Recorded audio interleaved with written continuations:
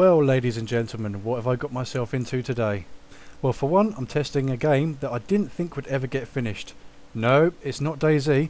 That's still a fucking ongoing train wreck with more chance of its production going bankrupt or the players getting bored and fucking off to play something else before it even gets close to hitting beta. No. Today, I'm testing out a game called Hatred. Now, unless you haven't heard about Hatred or why it nearly got scrapped completely, wasn't because of slow production, funding issues or lack of interest. It nearly got cancelled because it's offensive as fuck. Is a new computer game which has authorities worried that the limits on violent games being pushed way too far in this particular case. Well, concerns are being raised today about a new video game which is set to hit stores in the near future. The Hatred pushes the envelope. It has but one objective: kill everyone. The game is called Hatred. Good Lord. Are you kidding me? And the point of the game, shockingly, is to commit mass murder.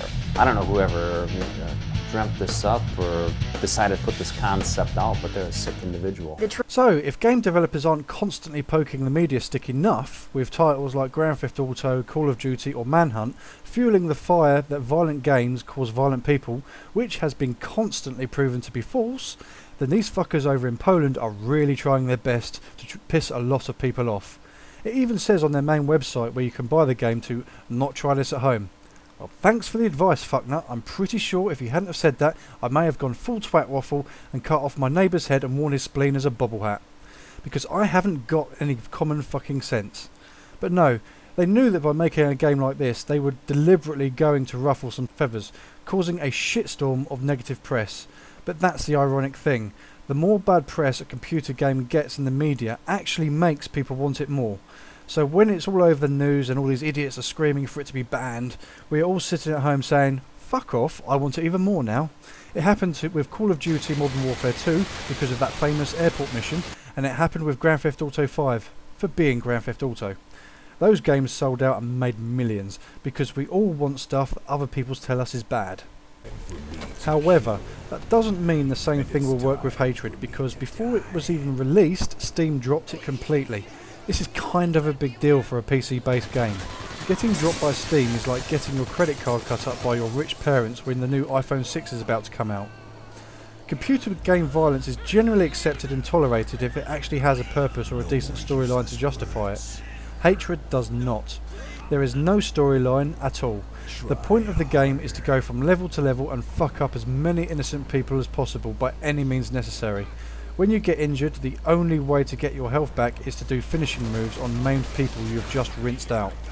These finishing moves are pretty brutal and most will find hard to watch. Quiet.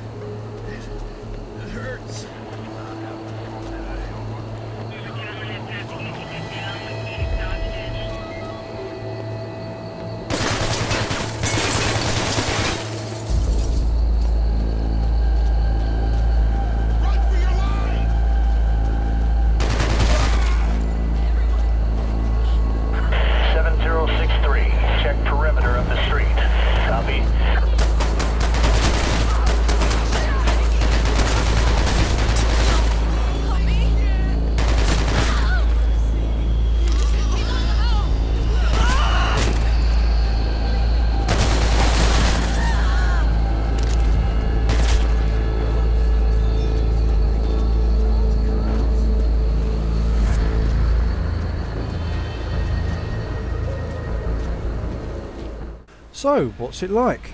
Well, for the first 10 minutes or so, you run around kicking people's doors in and shooting them while they're watching TV or having a house party. You get a bit of a blood boner for a while, and the violence does start to fuck with your head a little bit. So I guess you can understand why the angry teenagers may find it quite appealing and a good excuse to go shoot up a school, because it does open up your inner beast a little bit. But only for about 10 minutes. After 15 minutes, it starts to get a bit repetitive. You lose interest because there aren't any puzzles or goals to keep your mind occupied. It's the same shit but on a different map. Everyone is running around screaming while you empty a cartridge of buckshot in their back, then start stabbing them in the face and telling them to, and I quote, "Shut the fuck up and die." The black and white colour scheme is hard to look at, and the constant down view does become boring to look at after a while. If you had a first or third person view to mix it up a bit, the game wouldn't probably be a little bit more enjoyable for about another 5 minutes. If the top-down black and white view wasn't bad enough, the controls are what really kill it. I tried to play with a controller and I pulled the cable out within 2 minutes. The controls are retarded as fuck. It's like watching a kid with cerebral palsy trying to operate a remote-controlled helicopter. I'm not even kidding. You are trying to look and aim in one direction while your character is running off into a wall in the opposite direction. By the time you turn around and start moving the right way, your aim is fucked up again. It's one of the biggest fuck-ups this game has to offer. Don't get me wrong, the particle effects look nice and so does the lighting in some places, but the close-up kill moves just look shit, and after a level or two, you feel that you have been given all the game has to offer.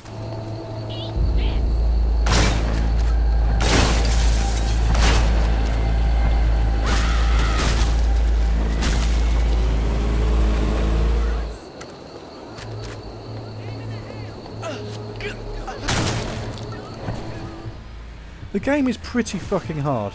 Even on the easy setting, the game is hard mainly because of the shit controls and bleak lighting. But also, when your character looks like a failed death metal drummer, running around the town with a flamethrower and an M16 rifle, you tend to get the attention of the police. And naturally, the police aren't going to be best pleased with the amount of shit you are causing in their peaceful suburban town. They come at you in waves, from beat cops to SWAT teams and eventually the army. These fuckers are packing some serious heat. So if you do manage to survive their attempts to take you down, then you end up packing some serious heat. It's a vicious circle, but a circle that doesn't get any better the longer you play. I mean, yeah, it's nice to upgrade from a pistol to an M16, but in the end the bodies still fall the same way and you just end up getting yourself into a lot of trouble you could have avoided if you just sat at home and put on some Slayer.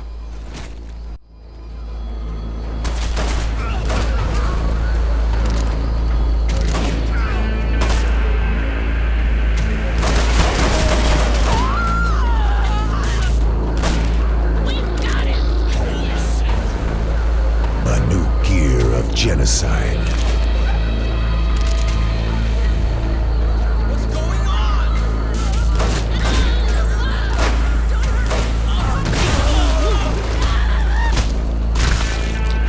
You reek of weakness, you cunt.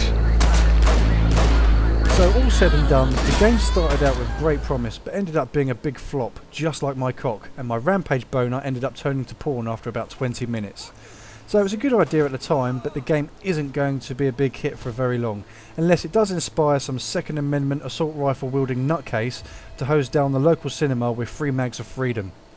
So this comes to the end of my review, and I'm giving this a rating of 3 out of 10. If I lasted another 20 minutes, I may have given it a 4, but there would have needed to have been a lot more stuff included, like a basic fucking storyline, to help understand why your character lost his shit and decided to go full fucktard on the city. If you enjoyed this review, hit the subscribe button now, and write in the comments if there's a game you want me to review. So until next time, don't try this at home. It's not big and it's not clever. You just stop the rest of us having nice things.